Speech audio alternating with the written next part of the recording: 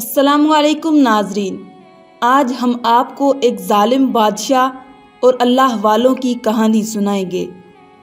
ہزاروں سال پہلے کا ذکر ہے کہ روم میں دقیانوس نامی بادشاہ حکومت کیا کرتا تھا۔ وہ بہت ہی ظالم اور درندہ صفت انسان تھا۔ اللہ پر یقین نہیں رکھتا تھا اور بتوں کی پوجا کرتا تھا۔ اس کی پوری قوم اللہ کی عبادت سے ناواقف تھی، بلکہ سب کے سب بتوں کی پوجا کرتے تھے۔ اسی بت پرست قوم میں کچھ سمجھدار لوگ بھی رہتے تھے۔ وہ آپس میں اکثر یہ تذکرہ کرتے تھے کہ یہ مٹی کے بت ہیں جنہیں قوم والے خدا سمجھتے ہیں۔ یہ پتھر کی مورتیاں تو اپنے ناک پر بیٹھی ہوئی مکھی بھی نہیں ہٹا سکتی، بھلا انسان کو کیا فائدہ اور نقصان دیں گی۔ کم عقل لوگ ہیں، اتنی سی بات نہیں سمجھتے۔ پھر بادشاہ بھی عجیب آدمی ہے، لوگوں کو سختی کے ساتھ ان کی پوجا کرنے پر مجبور کرتا ہے۔ جو لوگ بتوں کی پوجا سے انکار کرتے تھے، بادشاہ انہیں آگ میں ڈال دیتا تھا، ان کے ناخن کھینچ لیتا تھا۔ اس قوم میں ہر سال عید کا میلہ لگتا، جس میں تمام لوگ شرکت کے لیے جاتے تھے۔ یہاں کشتیاں ہوتی تھیں، دوڑ کے مقابلے ہوتے اور طرح طرح کے کھیل تماشے ہوتے تھے۔ سارے انعام تقسیم ہونے کے بعد بتوں کی پوجا ہوتی اور مٹھائی تقسیم کی جاتی۔ ان تمام فضول تماشوں سے تنگ آ کر چند لوگ ایک درخت کے سائے میں آ کر بیٹھ گئے۔ ان میں سے کوئی کسی کو نہیں جانتا تھا۔ آخرکار سب نے ایک دوسرے سے تعارف کرایا اور پوچھا، بھائی تم سب یہاں کیوں بیٹھ گئے ہو؟ پہلے نے کہا، مجھے بت پرستی سے نفرت ہے۔ دوسرا بولا، ہاتھوں کی بنائی ہوئی مورتیوں کی عبادت کرنا کہاں کی عقل مندی ہے۔ تیسرے نے کہا، پوری قوم جاہل ہو چکی ہے، کوئی بھی خدا کو نہیں مانتا۔ پھر سب نے مل کر عہد کیا وہ ہرگز بتوں کی پوجا نہیں کریں گے، بلکہ صرف اس خدا کی پرستش کریں گے جو سب کا مالک ہے، جس نے سب کچھ بنایا، جس نے سب کو پیدا کیا اور وہی موت دیتا ہے۔ ان چند ساتھیوں نے مل کر مکان خرید لیا اور وہاں رہنے لگے اور اپنے گھر میں خدا کی عبادت شروع کر دی۔ یہ خبر ان کی قوم میں پھیل گئی کہ چند نوجوان بتوں سے باغی ہو کر اللہ کی عبادت کرتے ہیں۔ چند چغل خوروں نے یہ خبر بادشاہ کو بھی پہنچا دی۔ بادشاہ نے یہ سنا تو غصے سے لال پیلا ہو گیا اور کہنے لگا، میں اس ملک میں بتوں کے خلاف بولنے کی کسی کو اجازت نہیں دے سکتا۔ اس نے حکم دیا کہ نوجوانوں کو گرفتار کر لیا جائے اور اس کے سامنے پیش کیا جائے۔ جب یہ نوجوان گرفتار ہو کر محل میں گئے تو کیا دیکھتے ہیں کہ بہت ہی خوبصورت محل ہے۔ اونچے اونچے کمرے، خوبصورت باغیچے، جگہ جگہ قیمتی قالین بچھے ہیں۔ دیواروں پر خوبصورت اور ریشمی پردے لٹک رہے ہیں۔ درجنوں نوجوان ہاتھوں میں تلواریں لیے محل کی حفاظت کر رہے تھے۔ لیکن اللہ پر ایمان رکھنے والے یہ نوجوان کسی چیز سے متاثر نہیں ہوئے، کیونکہ وہ صرف اللہ کو بڑا طاقت والا مانتے تھے۔ وہ سب بے خوف بادشاہ کے سامنے گئے۔ بادشاہ نے ان سے کہا، میں نے سنا ہے کہ تم لوگ قوم کے خداؤں کو برا بھلا کہتے ہو اور اس کو مانتے ہو جسے کبھی آنکھ سے دیکھا بھی نہیں۔ تم جوان ہو، اس لیے اپنے مذہب سے بھٹک گئے ہو۔ دیکھو تم ان باتوں سے باز آ جاؤ، میں تمہیں اچھے اچھے عہدے اور انعام دوں گا۔ بادشاہ نے جب بات ختم کی تو ایک قیدی نوجوان نے کہا، بادشاہ سلامت، ہم اللہ کے سوا کسی دوسرے کی عبادت ہرگز نہیں کر سکتے۔ ہمارا خدا بڑی طاقت والا ہے۔ ہم آپ کو بھی دعوت دیتے ہیں کہ آپ بھی جھوٹے خداؤں کو چھوڑ کر سچے خدا کی بندگی کریں۔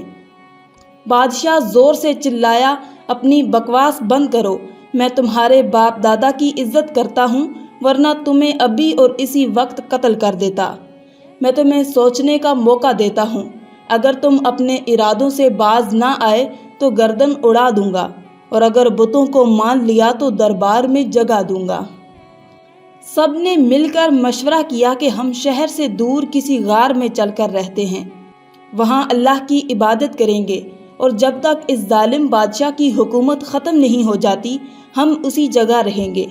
رات کو جب سب لوگ سو گئے اور ہر طرف اندھیرا چھا گیا تو یہ نوجوان خاموشی کے ساتھ اٹھے اور اپنا سامان باندھ کر کندھے پر رکھا اور شہر سے پہاڑ کی طرف چل دیے۔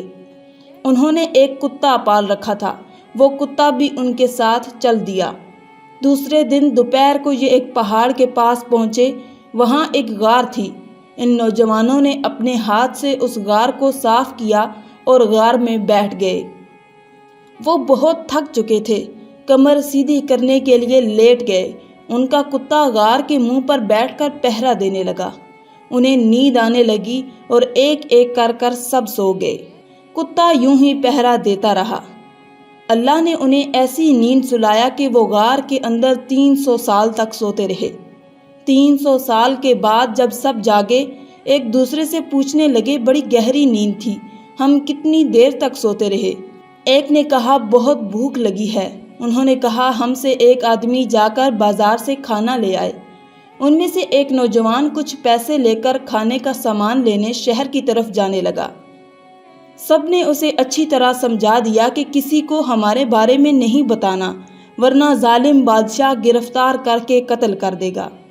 جب وہ شہر گیا، اس نے دیکھا کہ شہر کا نقشہ ہی بدل گیا ہے۔ سب سڑکیں گلیاں تبدیل ہو گئیں، یہاں تک کہ ظالم زمانے کا سکہ بھی بدل گیا۔ جب وہ کھانے کی ایک دکان پر گیا، ظالم بادشاہ کے زمانے کا سکہ پیش کیا تو دکاندار حیران رہ گیا اور کہنے لگا، یہ تو بادشاہ دقیانوس کے زمانے کا سکہ ہے، تمہیں کہاں سے ملا؟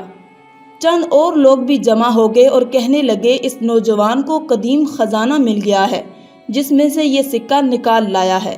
نوجوان حیران پریشان لوگوں کو سمجھانے لگا کہ میرے پاس کوئی خزانہ نہیں ہے، یہ میرا اپنا سکہ ہے۔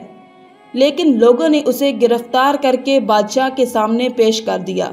اس نئے بادشاہ کا نام بیدوس تھا۔ یہ بہت نیک دل اور ایماندار بادشاہ تھا۔ جب اسے یہ سکہ دکھایا گیا تو اس نے وزیر سے مشورہ کیا۔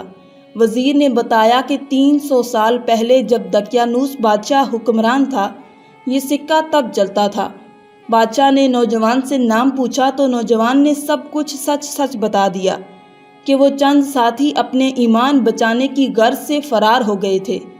بادشاہ ساری کہانی سن کر حیران رہ گیا، کیونکہ اللہ نے ان نوجوانوں کو 3 صدیوں تک سلائے رکھا۔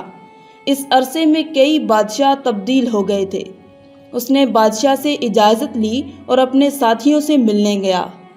ساتھیوں سے مل کر اس نے سارا حیرت انگیز واقعہ سنایا اور بتایا کہ بادشاہ بھی مسلمان ہے۔ تھوڑی دیر بعد بادشاہ خود اپنے حفاظتی عملے کے ساتھ غار تک پہنچ گیا۔ سب ساتھیوں نے بادشاہ کا استقبال کیا۔ بادشاہ کچھ دیر ان کے ساتھ رہا اور پھر رخصت ہو گیا۔ یہ سب ساتھی غار کے اندر چلے گئے اور پھر اللہ کے حکم سے سب کے سب انتقال کر گئے۔ آخر میں اللہ رب العزت سے دعا ہے کہ اللہ تعالی ہمیں نیک اعمال کرنے اور برائی سے بچنے کی توفیق عطا فرمائے، آمین۔ آج کی اس ویڈیو میں تھا بس اتنا ہی۔